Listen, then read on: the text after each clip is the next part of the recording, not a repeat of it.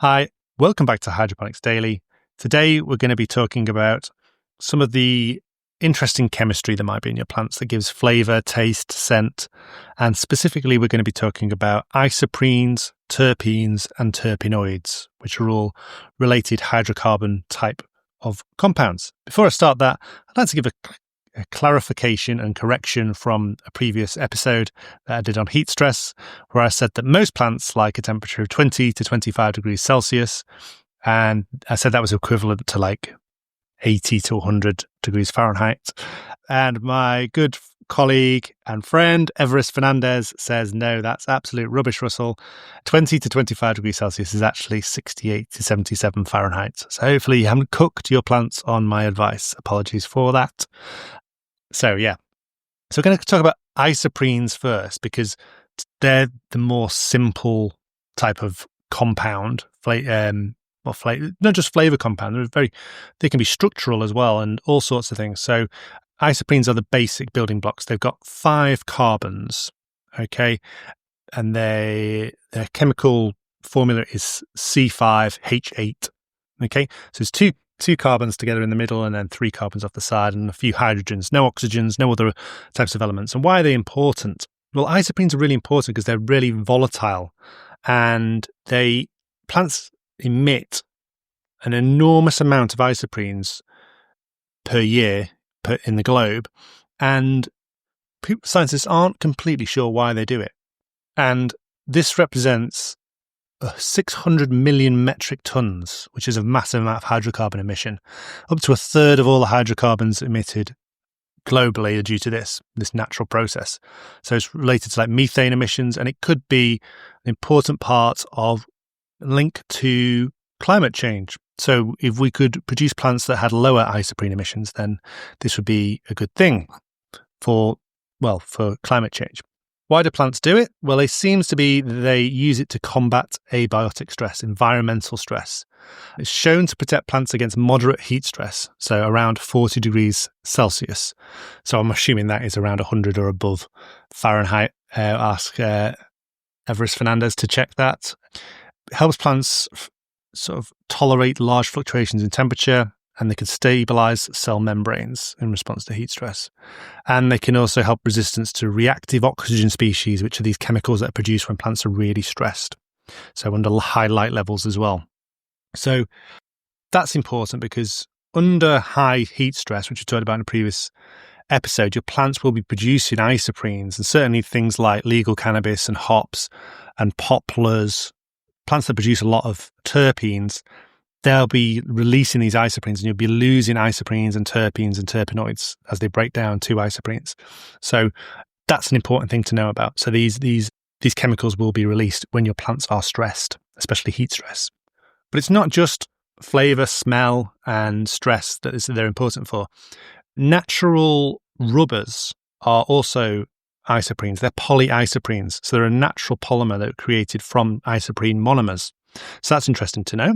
And then example of compounds with a isoprene backbone include carotene, phytol, retinol, which is vitamin A. It's the fancy word cosmetic manufacturers use for vitamin A. Tocopherol, which is vitamin E. Squalene. Heme A is an isoprene on it as well. So there's loads of different chemicals that contain isoprenes. Now the terpenes are compounds that they're not polymers so much of isoprene, but they have 1 or 2 or 3 isoprene units they're made from, and then they'll change slightly the chemical structure. So monoterpenes have 10 carbon atoms, that's 2 isoprene units. Sesquiterpenes have 3, and diterpenes have 20 carbon units. Okay, so all the terpenes that you find in your plants will be derived like this.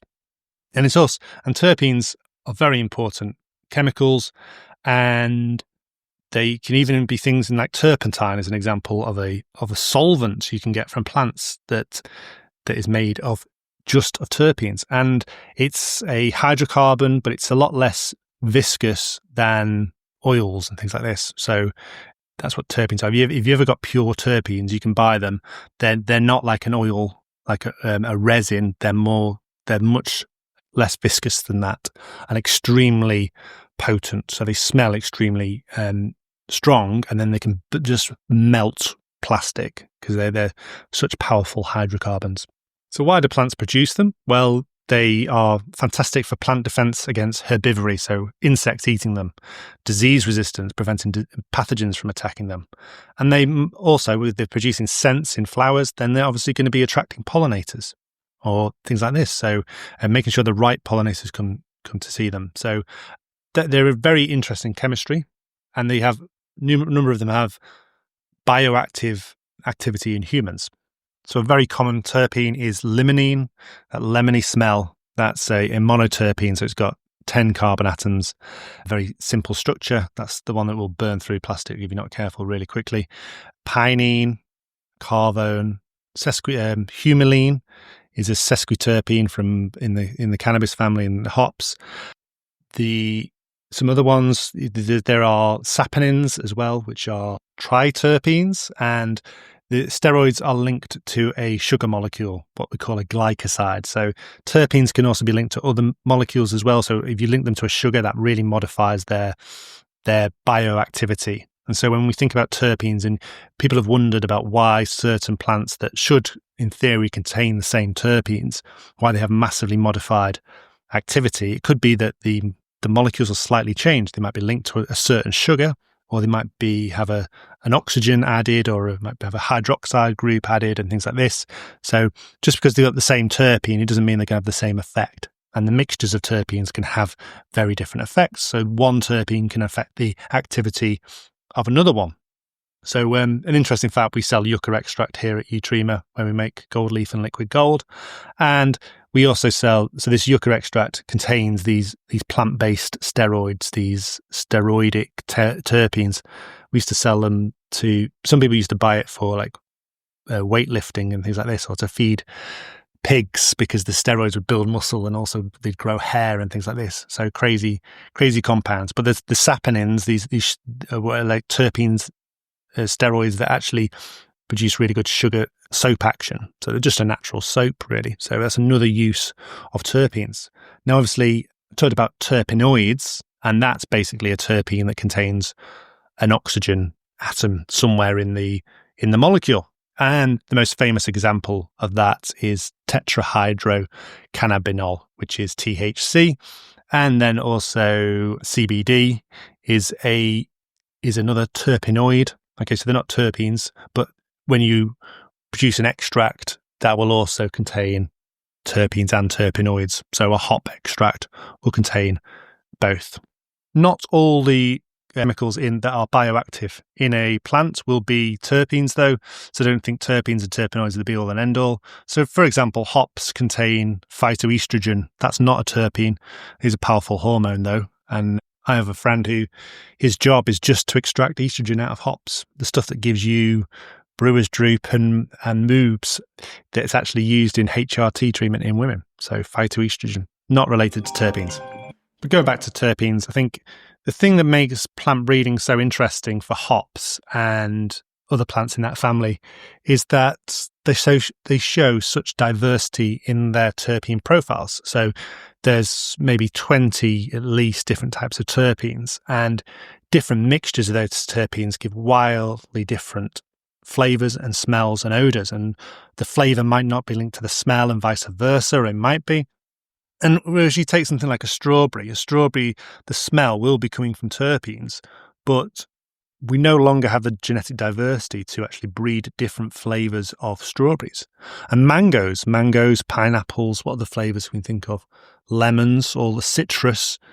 Now they have a distinct smell, but plants like hops and legal cannabis, they can have wildly different smells, and you can breed all the different flavors. So it's not just about the psychoactive and the medicinal activities of these plants that is interesting from a breeding perspective. It's the fact that you can modify the flavors so dramatically by breeding, and also by the treatments that you give the plants. So if you give a certain fertilizer or a certain biostimulant, you can massively increase the way the terpenes are expressed. We talked about how isoprenes are emitted under stress. Well, certain terpenes are emitted under stress as well. So you can modify that, produce a good stress in a certain direction. So there's so much scope for experimentation, which makes it so exciting in that particular family.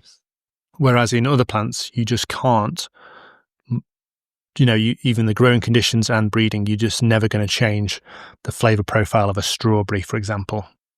And those isoprenes will be also, the more you can modify them, the more they will modify the medicinal effects of the plants, or the brewing effects, or the taste profile, or the way people enjoy a beer and things like this when the hops are used. You can buy synthetic terpenes. It's a very controversial area where it's considered second rate to actually producing natural terpenes. You can extract the terpenes, put them back in, because being a chemist, you can do extractions, purifications, separation. So you can separate terpenes out according to their different chemical structures. It's a very interesting but very in-depth field.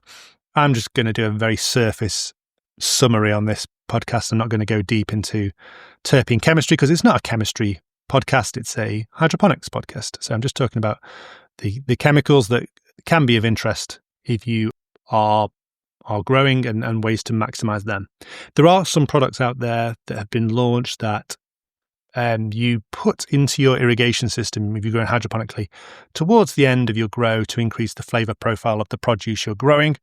So people like grapes and blueberries and lemon and things like this. Not sure, I don't know of anyone who uses those sorts of products though, but they were big about 5 years ago in America and things like that. Someone tried to bring them over to the UK. I'm not sure how much success they had with them. I think if you're growing a plant for a long time and then you get it to harvest, the last thing you want to do is mess around with putting synthetic flavor profiles in there. And some people are very worried about certain things going through. If people talk about, we could put a fragrance in this fertilizer to make it smell nicer. And then you have to be careful because people won't use that fertilizer if they think it's going to taint the final produce as well. So that's something else to consider. So careful when you look at the name of the terpene as well, because you might infer too much from the name. So like humulene from hops, that's got an earthy smell, but you might from the name think it's going to be really hoppy.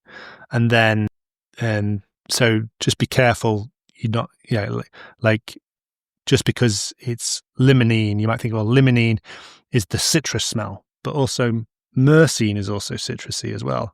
Or pinene is the pine one, but then you might get a different woody smell if you put terpene in, which is another woody one.